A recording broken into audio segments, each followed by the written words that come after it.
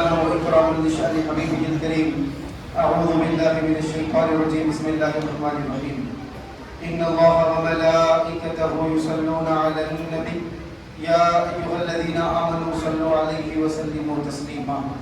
اللهم صل على سيدنا ونبينا ومولانا محمد وعلى آله وصحبه أفضل صلواتك وعدد معلوماتك وبارك وسلم.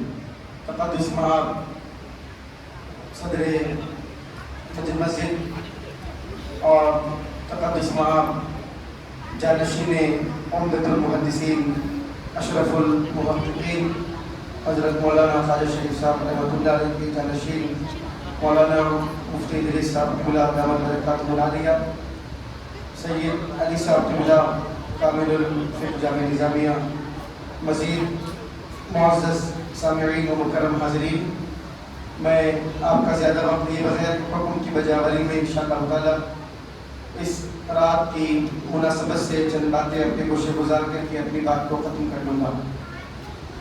اللہ تبارک و تعالی قرآن مجید میں ارشاد فرماتا ہے انا انزلناہ فی لیلۃ القدر، بے شک ہم نے قرآن کریم کو لیلۃ القدر میں نازل کیا ہے۔ وما ادراک ما لیلۃ القدر، اے مخاطب، اے سننے والے قرآن کو قیامت، تمہیں کیا پتا، تم کو اندازہ کیا ہے کہ لیلۃ القدر کیا ہے؟ لیلۃ القدر کی عظمتوں کا تمہیں کیا اندازہ ہے؟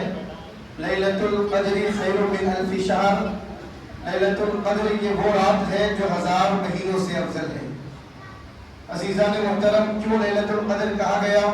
علماء کرام فرماتے ہیں اس کی عظمت کی وجہ سے اس کو لیلۃ القدر بولا گیا، اس کی قدر اور منزلت کی وجہ سے لیلۃ القدر بولا گیا۔ مزید یہ ہے کہ اللہ تبارک و تعالیٰ نے اپنا قدر والا کلام اپنے قدر والے حبیب پر قدر والی امت کے لیے اللہ تعالیٰ نے اس رات میں اتارا ہے۔ لوح محفوظ سے آسمان دنیا پر اللہ تعالیٰ نے ایک ساتھ اس کلام مبارک کو نازل فرمایا، پھر دنیاوی آسمان سے زمین تک نبی کریم صلی اللہ علیہ وسلم کے ذریعے 23 سالہ مدت نبوت میں بتدریج آہستہ آہستہ ضرورت کے مطابق منشاء خدا کے مطابق یہ کلام نازل ہوتا رہا۔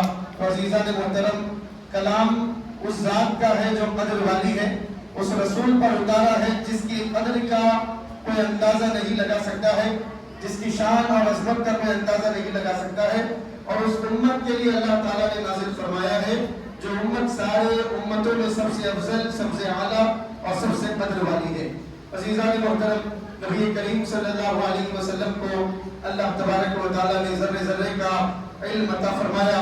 ہمارے استاذ محترم عمدۃ المحدثین اشرف المحققین مولانا خواجہ شریف صاحب قبلہ رحمۃ اللہ علیہ یہ فرماتے تھے، بخاری شریف میں حضرت پڑھاتے وقت ہم کو یہ فرماتے تھے لا تحرک بہ لسانک لتعجل بہ۔ جب یہ آیت کریمہ کی تفسیر آپ نے کی تو اس کا ترجمہ کیا اللہ تعالیٰ قرآن مجید میں فرماتا ہے اے حبیب اپنی زبان مبارک کو آپ زیادہ حرکت مت دیجئے تاکہ جلدی جلدی آپ قرآن کریم کو پڑھیں۔ تو حضرت نے ایک خاص نکتہ یہاں پر ارشاد فرمایا، حضرت فرماتے تھے کہ یہ کس کو کہا جا سکتا ہے کہ آپ ساتھ ساتھ مت پڑھیے اور جلدی جلدی مت پڑھیے۔ میں آپ سامنے والے مثال کے طور پہ اگر میں سورہ رحمان کی تلاوت کروں اور آپ سے کسی بھی مخاطب سے میں یہ کہوں کہ آپ میرے ساتھ ساتھ مت پڑھیے، یہ اسی وقت کہا جائے گا جبکہ آپ کو بھی سورہ رحمان یاد ہو، جب سامنے والے کو بھی یاد ہو تو اسی وقت کہا جائے گا کہ زبان کو زیادہ حرکت مت دیجیے اور جلدی جلدی اس کلام کو مت پڑھتے جائیے۔ استاذ محترم یہ فرماتے تھے کہ اللہ تعالیٰ نے اپنے حبیب سے کہا کہ اے میرے مصطفیٰ، جب جبریل کلام کو آپ کے سامنے پڑھتے رہے تو ان کے ساتھ ساتھ کلام پڑھتے ہوئے آپ اپنے آپ کو مشقت میں نہ ڈالیں، ان کو اطمینان سے مکمل کرنے دیں۔ تو عزیزان محترم، حضرت یہ فرماتے تھے یہ اسی وقت کہا جا سکتا ہے جبکہ قرآن مصطفیٰ کو پہلے سے یاد تھا۔ معلوم یہ ہوا کہ پہلے سے اللہ تعالیٰ نے ہر علم اپنے حبیب کو عطا فرمایا تھا، جبریل کا کام تو بتدریج پہنچانا تھا اور ضرورت کے مطابق کائنات میں اللہ کا کلام پہنچانا تھا، اس کو امت تک پہنچانا تھا۔ آپ فرماتے تھے تو عزیزان محترم، ذرے ذرے کا اللہ تعالیٰ نے اپنے حبیب کو علم عطا فرمایا اور قرآن کریم کا بھی علم اللہ تعالیٰ نے عطا فرمایا۔ الرحمن علم القرآن، اللہ فرماتا ہے رحمان نے قرآن سکھایا، ہر چیز کا علم اللہ کے پیارے حبیب کو اللہ تعالیٰ نے عطا فرمایا۔ عزیزان محترم، تو ہوا کیا جب اللہ کے پیارے حبیب پاک صلی اللہ علیہ وسلم کے علم میں یہ بات آئی کہ سابقہ امتوں کی عمریں بڑی بڑی تھی کہ کوئی 200 سال تک زندہ رہتے تھے، کوئی 500 سال تک زندہ رہتے تھے، اور اس طرح لمبی عبادتیں کرنا ان کا طریقہ تھا۔ اللہ کے پیارے حبیب نے جب اس چیز کو دیکھا اور آپ کے علم میں یہ چیز آئی کہ سابقہ امتیں اتنی طویل عبادتیں کرتے تھے، اللہ تعالیٰ کو مناتے تھے، دن میں اللہ تبارک و تعالیٰ کے لیے وہ اللہ کی راہ میں قربانی کے لیے بھی، قربان ہونے کے لیے بھی نکلتے تھے، رات میں قیام کی حالت میں ہوتے، دن میں روزے کی حالت میں ہوتے، اور ہر وقت اللہ تعالیٰ کو مناتے تھے۔ بڑی بڑی عمریں تھی۔ حضور کے دل میں یہ بات آئی کہ میری امت کی عمروں کے بارے میں تو یہ بات طے ہے، اعمال امتی ما بین 60 و 70، میری امت کی عمریں لگ بھگ غالباً 60 سے 70 سال کے درمیان ہے۔ اتنی لمبی عمریں نہیں ہے کہ سابقہ امتوں کی طرح عبادت کر سکے۔ یہ خیال اللہ کے پیارے حبیب کی طبیعت پر آیا اور دل مبارک مصطفیٰ کا غمگین ہوا کہ میری امت کی اتنی طویل عمر نہیں ہے، عبادتیں لمبی لمبی کس طرح کرے گی؟ تو اللہ تعالیٰ نے سورہ قدر کو نازل فرمایا اور اللہ تعالیٰ نے کہا میرے حبیب غم کرنے کی ضرورت نہیں ہے۔ سابقہ لوگوں نے بڑی بڑی عمریں پائی اور بڑی بڑی عمروں میں انہوں نے وہ عبادت کی، لیکن میرے مصطفیٰ آپ کے صدقے میں میں آپ کی امت کو ایک ایسی رات عطا کروں گا، ایک رات اگر آپ کے امتی کو مل جائے اور اللہ تعالیٰ قبولیت عطا فرمائے اور وہ اس رات عبادت کرے، اللہ کو منائے، تو وہ رات 1000 مہینوں کی عبادت سے افضل ہو جائے۔ عزیزان محترم کتنی افضل ہوگی یہ اللہ تعالیٰ نے نہیں بیان فرمایا، کتنے درجے اللہ تعالیٰ نے رات کو افضل بنایا ہے یہ اللہ تعالیٰ نے نہیں بیان کیا۔ فرمایا انہوں نے لمبی عبادتیں کر کے جو ثواب حاصل کیا ہے آپ کی امت کو ایک ہی رات میں عطا کر دیا جائے گا اگر وہ رات ان کو حاصل ہو جائے۔ عزیزان محترم اللہ تعالیٰ نے حکمت اور مصلحت کی وجہ سے اس رات کا علم چھپا دیا۔ اللہ کے پیارے حبیب صحابہ میں تشریف لائے اور دونوں جھگڑا کر رہے تھے۔ حضور نے فرمایا کہ میں نے تمہارے درمیان لیلۃ القدر کے بارے میں تم کو واقف کرانے کے لیے آیا تھا، میں نے دیکھا کہ دو لوگ آپس میں جھگڑا کر رہے ہیں، فرفیان اللہ تعالیٰ نے لیلۃ القدر کا علم اٹھا لیا ہے، لیکن اے لوگوں امید ہے کہ اس اٹھانے میں بھی تمہارے لیے بہتری ہے۔ اگر تم کو بتا دیا جاتا کہ اسی رات میں لیلۃ القدر ہے تو پھر عبادت کا وہ شوق و ذوق بندوں میں باقی نہیں رہتا۔ اللہ کے پیارے حبیب نے فرمایا تحروا لیلۃ القدر فی العشر الاواخر من رمضان، اے لوگوں لیلۃ القدر کو رمضان کی اخیر راتوں میں تلاش کیا کرو، 21 23 25 27 اور 29 ان شبوں میں لیلۃ القدر کو تلاش کرو۔ لیکن عزیزان محترم ہم جب تفاسیر کا مطالعہ کرتے ہیں، کتابوں کا مطالعہ کرتے ہیں، تو صحابہ کرام رضی اللہ عنہم اجمعین کی بڑی تعداد، علماء کرام کی بڑی تعداد یہ کہتی ہوئی نظر آتی ہے۔ حضرت عبی بن کعب رضی اللہ تعالیٰ عنہ عظیم صحابی ہیں، آپ فرماتے ہیں میں قسم کھا کے کہہ سکتا ہوں کہ اللہ تعالیٰ زیادہ تر شب قدر 27ویں شب کو عطا فرماتا ہے۔ عزیزان محترم حضرت بایزید بستامی رضی اللہ تعالیٰ عنہ یہ فرمانے لگے کہ پوری زندگی میں 2 مرتبہ مجھے اللہ تعالیٰ نے لیلۃ القدر کی قبولیت عطا فرمائی، پوری زندگی میں 2 مرتبہ اللہ تعالیٰ نے یہ رات مجھے نصیب فرمائی، اور 2 بھی مرتبہ 27ویں شب کو ہی اللہ تعالیٰ نے یہ رات میرے مقدر میں عطا فرمائی ہے۔ تو عزیزان محترم آج ایک عظیم رات کے چھرمٹ میں ہم یہاں جمع ہیں، لیلۃ القدر کی عظیم سعادتیں ہم کو حاصل کرنا ہے۔ نبی کریم صلی اللہ علیہ وسلم کا ارشاد مبارک ہے لیلۃ القدر کی فضیلت سے جو محروم ہے وہ ہر خیر سے محروم ہوگا، اور جس کو یہ رات مل جائے اللہ تعالیٰ کے فضل و کرم سے ہر خیر اللہ تعالیٰ اس کو عطا فرمائے گا۔ عزیزان محترم آخر عشرے کے آخر لمحات ہیں، ناقدری سے بچے۔ قرآن کریم اللہ تعالیٰ نے اس رات میں نازل فرمایا ہے اور قرآن کریم کی قدر کرے۔ کیسا کلام اللہ تعالیٰ نے اس رات میں اتارا ہے۔ اللہ نے اس کلام کے بارے میں فرمایا اے میرے مصطفیٰ ایک بوجھل کلام ہم آپ کے اوپر نازل کرنے والے ہیں، وہ بڑی مشقت والا ہے، وہ بڑے بار والا ہے، جس کے بارے میں آپ ختم قرآن کے وقت آیتوں میں سماعت کرتے ہیں لو انزلنا هذا القرآن على جبل لرأيته خاشعا متصدعا من خشية الله، اے میرے حبیب اگر اس قرآن کو پہاڑوں پر نازل کرتے تو پہاڑ اس کی تاب نہیں لا سکتے اور ریزہ ریزہ ہو جاتے۔ عزیزان محترم نہ زمین اس کی تاب لا سکی، نہ آسمان اس کی تاب لا سکا۔ عزیزان محترم نہ پہاڑ اس کتاب لا سکے، پہاڑ ریزہ ریزہ ہو جاتے اگر اللہ تعالیٰ یہ کلام نازل فرماتا۔ لیکن آپ اللہ کے پیارے حبیب کے قلب کی طاقت کا اندازہ کیجئے، حضور کے قلب مبارک کی قوت کا اندازہ کیجئے، جس خدا کے کلام کو پہاڑ اپنے اندر نہیں سما سکا، جس اللہ کے کلام کو آسمان اپنے اوپر برداشت نہ کر سکا، جس خدا کے کلام کو زمین اپنے اوپر اٹھا نہ سکی، وہ کلام اللہ تعالیٰ نے اپنے حبیب کے قلب پہ نازل فرمایا اور حبیب کے قلب پر کلام نازل ہوا۔ کائنات میں اللہ تعالیٰ نے حفاظ کرام کو پیدا فرمایا۔ آپ دیکھیے 15 سال کا بچہ بھی حافظ قرآن ہے، 10 سال کا بچہ بھی حافظ قرآن ہے، حد تو یہ ہے 7 سال کا بچہ بھی حافظ قرآن ہے۔ وہ کلام جس کو پہاڑ اٹھا نہیں سکتا تھا، وہ کلام جس کو آسمان سما نہیں سکتا تھا، وہ کلام جس کو زمین برداشت نہیں کر سکتی تھی، آپ بچہ بچہ قرآن کریم یاد کرتا ہوا نظر آ رہا ہے، تراویح میں قرآن پڑھتا ہوا نظر آ رہا ہے، قرآن کی تلاوت کرتا ہوا نظر آ رہا ہے۔ یہ فیض کہاں سے عطا ہوا؟ تو عزیزان محترم آئیے قرآن کے دامن میں اللہ جواب دیتا ہے، فَإِنَّمَا يَسَّرْنَاهُ بِلِسَانِكَ۔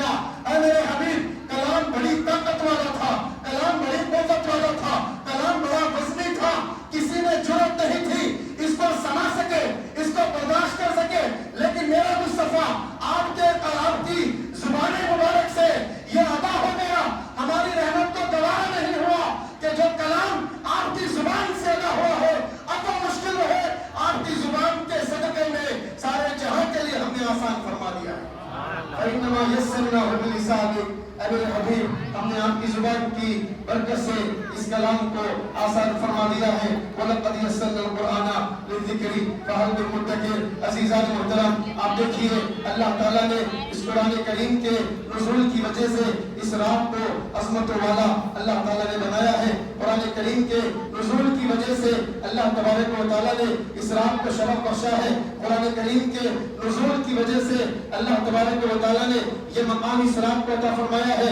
حضور فرماتے ہیں من قام لیلۃ القدر ایمانا واحتسابا غفر له ما تقدم من ذنبه۔ جو کوئی شخص لیلۃ القدر کی رات اللہ تعالیٰ کی بارگاہ میں قیام کرتا ہے ایمان کے ساتھ اور اللہ تعالیٰ کی بارگاہ میں ثواب کی نیت سے اس کے گناہوں کو بخش دیا جاتا ہے۔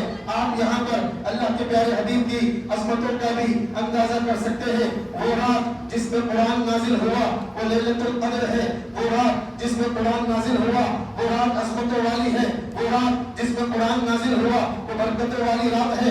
مطلع الفجر تک، فجر کے آنے تک اس میں برکتیں ہیں، اللہ قبولیت عطا فرماتا ہے، اللہ رحمت عطا فرماتا ہے، اللہ مغفرت عطا فرماتا ہے۔ تو عزیزان محترم آپ دیکھیے جس رات میں قرآن اترا وہ عظمتوں والی رات ہو، تو جس رات صاحب قرآن تشریف لائے اس رات کی عظمتوں کا اندازہ کیا ہوگا، اس وقت کا اندازہ کیا ہوگا کہ رات جا رہی تھی صدقہ لیتے ہوئے، دن آ رہا تھا صدقہ لیتے ہوئے۔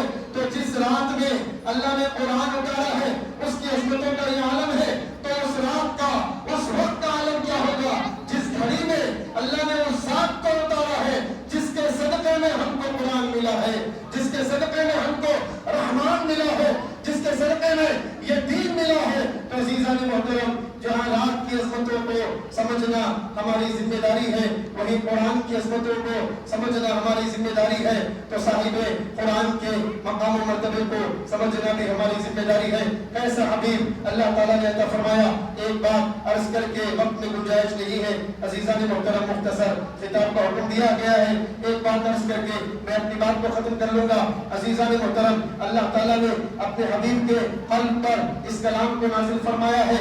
آپ نے سماعت کیا کہ مصطفیٰ کا قلب کتنا طاقت والا ہے، کتنا قوت والا ہے کہ اللہ تعالیٰ نے اپنے کلام کو حبیب کے قلب پر اتارا، زبان سے ظاہر فرمایا، زبان سے اللہ کے پیارے حبیب نے کلام کو پڑھا، اللہ تعالیٰ نے پوری کائنات کے لیے قرآن کو آسان کر دیا۔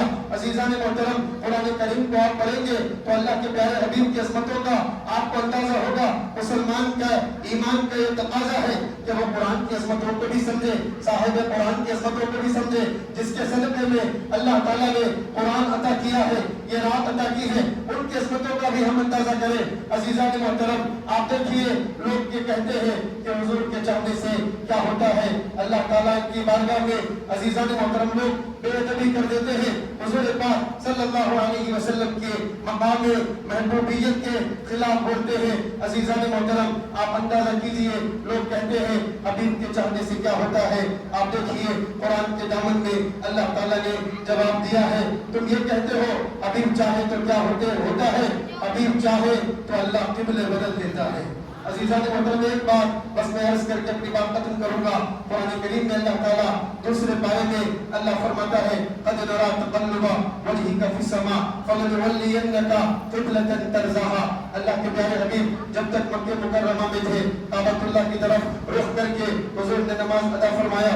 اس کے بعد جب مدینہ منورہ پہنچے تو اللہ تعالیٰ کا حکم ہوا کہ میرے محبوب اب یہاں سے قبلہ کعبۃ اللہ نہیں ہوگا، اب یہاں سے قبلہ بیت المقدس ہوگا۔ بیت المقدس کی طرف رخ کر کے نماز پڑھنا ہے۔ صحیح بخاری شریف کی روایت ہے، آقا دو جہاں سرور کون و مکان صلی اللہ علیہ وسلم نے 16 شعرا اور 17 شعرا 16 یا 17 مہینے بیت المقدس کی طرف رخ کر کے حضور نے نماز ادا فرمائی۔ عزیزان محترم، یہودیوں کو یہ بات بڑی تکلیف دیتی تھی، وہ بار بار چھینٹے مارنے کی طرح گفتگو کرتے تھے، طعن و تشنیع کرتے تھے، حضور پاک صلی اللہ علیہ وسلم کی بے ادبی گستاخی کرتے تھے۔ عزیزان محترم، یہودی اللہ کے پیارے حبیب عصر کی نماز پڑھا رہے ہیں اور یہ ایک یہودی سامنے سے یہ کہتا ہوا گزرا، اے محمد عربی، دین نیا لائے ہو، قرآن نہیں لائے ہو، کتاب نہیں لائے ہو، شریعت نہیں لائے ہو، نبی اور رسول بن کر آئے ہو، لیکن قبلہ ہمارا قبلہ ہے، قبلہ تو پرانا ہے، قبلہ تو ہمارا قبلہ ہے، ہمارے قبلے کی طرف رخ کر کے نماز ادا کر رہے ہو۔ صحیح بخاری شریف میں روایت ہے، عصر کی نماز ہے، 2 رکعت مکمل ہوئے اور اس یہودی نے یہ طعنہ دیتے ہوئے طنز کرتے ہوئے گزرا۔ عزیزان محترم، حبیب کے مقام پر دیکھیے، اللہ کے پیارے حبیب نے اپنے دل میں اپنے قلب مبارک میں یہ خیال رکھتے ہوئے کہ کاش کہ ہمارا قبلہ بیت المقدس کے بجائے کعبۃ اللہ ہوتا تو بہتر ہوتا۔ حضور نے اس خیال سے اپنے رخ مبارک کو آسمان کی طرف کیا، آسمان کی طرف مصطفیٰ کا چہرہ اٹھنا تھا۔ اللہ فرماتا ہے قد نرى تقلب وجهك في السماء، میرے مصطفیٰ ہم آپ کے رخ روشن کو آسمان کی طرف پلٹتا ہوا دیکھ رہے ہیں۔ فلنولینک قبلۃ ترضاها، اے حبیب ہمیں قبلوں اور کعبوں سے کیا کرنا ہے؟ میرے حبیب جہاں تمہاری مرضی ہے اسی کو قبلہ بنا دیتے ہیں۔ عزیزان محترم، 2 رکعت مکمل ہوئے، ابھی 2 رکعت باقی ہے۔ اللہ نے حضرت جبریل کو یہ آیت کریمہ دے دی، جبریل آ رہے ہیں، پوری کائنات یہ منظر دیکھ رہی ہے، فرشتے یہ منظر دیکھ رہے ہیں، کیا ہو رہا ہے؟ ابھی 2 رکعت نماز باقی ہے۔ ایسا کیا جاتا کہ 4 رکعت نماز مکمل ہو جاتے، مغرب سے قبلے پہ بدلا جاتا، لیکن عزیزان محترم اللہ تعالیٰ نے تاخیر کرنا گوارا نہیں کیا۔ 2 رکعت مکمل ہوئے اور 2 رکعت باقی ہے۔ اللہ تعالیٰ نے فرمایا اے لوگوں، نماز بعد میں مکمل ہوگی، پہلے مصطفیٰ کی مرضی مکمل ہوگی۔ آئے نماز کی حالت میں حضرت جبریل اترے اور کہنے لگے اللہ یہ حکم دے رہا ہے۔ عزیزان محترم، نماز کی حالت میں صحابہ ہے، صحابہ کو نہیں معلوم کیا ہو رہا ہے، ان کو نہیں معلوم فرشتہ آیا ہے، ان کو نہیں معلوم وحی اتری ہے، ان کو نہیں معلوم جبریل آئے ہیں، وہ کوئی بات نہیں جانتے۔ عزیزان محترم، ان کو کچھ بھی نہیں پتا ہے۔ اللہ تعالیٰ نے بہت بڑی آزمائش میں صحابہ کرام رضی اللہ عنہم اجمعین کو ڈالا اور اس آزمائش کا ذکر اللہ تعالیٰ نے کیا، وما جعلنا القبلة التي كنت عليها الا لنعلم من يتبع الرسول ممن ينقلب على عقبيه۔ اے حبیب، ہم نے مکہ مکرمہ کو جو قبلہ مکہ مکرمہ سے ہٹا کے بیت المقدس کو جو قبلہ بنایا تھا، بعد میں ہم نے اس کو اسی لیے بنایا تھا کہ ایک وقت ایسا آئے، ایک گھڑی ایسی آئے کہ نماز کی حالت میں صحابہ حضور کے پیچھے موجود ہیں اور 2 رکعت ہو گئے ہیں اور 2 رکعت باقی ہے، صحابہ کو کسی چیز کا علم نہیں ہے۔ اللہ چاہتا تھا کہ ایک سچویشن ایسی کریٹ ہو، صحابہ کو کوئی چیز پتہ نہ ہو، صرف حضور کو وہ دیکھے۔ اللہ کے پیارے حبیب نے جب جبریل کا حکم سنا تو آئے نماز کی حالت میں حضور پاک صلی اللہ علیہ وسلم نے بیت المقدس کے رخ کو چھوڑا اور کعبۃ اللہ کی طرف رخ کیا۔ عزیزان محترم، اللہ تعالیٰ آپ کو ہم کو مدینہ منورہ کی حاضری کی سعادت بخشے۔ آپ مدینے میں جائیں گے تو جس جانب کعبۃ اللہ ہے اس کے بالکل اپوزٹ بیت المقدس ہے۔ عزیزان محترم، اللہ کے پیارے حبیب نے بیت المقدس سے ہٹ کر صفا کو ادھر سے پار کرتے ہوئے اس صفا کعبۃ اللہ کی طرف رخ کر کے آ کے ٹھہر گئے۔ اب صحابہ نماز کی حالت میں ہے، معلوم نہیں ہے کیا ہوا ہے، حکم آیا ہے، کیا کرنا ہے، کوئی چیز معلوم نہیں۔ ایک لمحہ صحابہ کی زندگی میں آیا، اللہ تعالیٰ نے امتحان لیا۔ دیکھتے ہیں کہ ایک کو، تعقل کو، تخیل کو، تدبر کو، تفکر کو، حکم کو، انتظار کو، ساری چیزوں کو بالائے طاق رکھا اور کہا، سب نے اتفاق کیا اور یہ فیصلہ کیا، ارے ہمیں قبلوں سے کیا کرنا ہے؟ جدھر یار کا چہرہ ہے وہی قبلہ خدا ہے۔ عزیزان محترم، یہ فیصلہ تمام صحابہ نے کیا، سارے صحابہ ایک ہی وقت میں نبی کریم صلی اللہ علیہ وسلم کی طرف انہوں نے رخ کیا۔ عزیزان محترم، قرآن میں اللہ فرماتا ہے وما کان اللہ لیضیع ایمانکم، اے لوگوں اللہ تعالیٰ نے تمہاری نماز کو ضائع ہونے سے بچا لیا، اللہ تعالیٰ نے تمہارے ایمان کو ضائع ہونے سے بچا لیا۔ عزیزان محترم، اللہ تعالیٰ نے صحابہ سے خطاب کیا، فرمایا تم نے اپنے رخ کو تبدیل کر دیا، ایمان تمہارا بچ گیا، رخ کو تبدیل کر دیا، نماز تمہاری بچ گئی۔ کیا مطلب؟ اللہ تعالیٰ یہ عقیدہ دے رہا ہے، اللہ تعالیٰ یہ فکر دے رہا ہے، اللہ تعالیٰ یہ بتلا رہا ہے، اے لوگوں تم کیا سمجھتے ہو کہ قبلوں کے پیچھے جانے سے ایمان بچے گا؟ ارے ایمان مصطفیٰ کے پیچھے جانے سے بچتا ہے۔ حاجیوں آؤ، شہنشاہ کا روزہ دیکھو، کعبے تو دیکھ چکے، کعبے کا کعبہ دیکھو۔ تو عزیزان محترم، کی شان اللہ تعالیٰ نے اپنے محبوب نبی مکرم صلی اللہ علیہ وسلم کو عطا فرمائی ہے۔ لیلۃ القدر کی عظمت کو بھی جانے، قرآن کی عظمت کو بھی مانے، صاحب قرآن کی شان کو بھی مانے۔ اللہ سے دعا ہے مولا جو کچھ کہا گیا اس کو اپنی بارگاہ میں قبول فرما، تڑپنے بھٹکنے کی توفیق دے، دل مرتضیٰ سوزے سے دیکھ دے، قوت عشق سے ہر قصد کو بالا کر دے، دہر میں اسم محمد سے اجالا کر دے کہ محمد سے وفا کونے تو ہم تیرے ہیں۔ یہ جہاں چیز ہے کیا لوح و قلم تیرے ہیں، محمد کی محبت دین حق کی شرط اول ہے، اسی میں ہو کر خامی تو سب کچھ نامکمل ہے۔ وآخر دعوانا ان الحمدللہ رب العالمین وما علینا الا البلاغ۔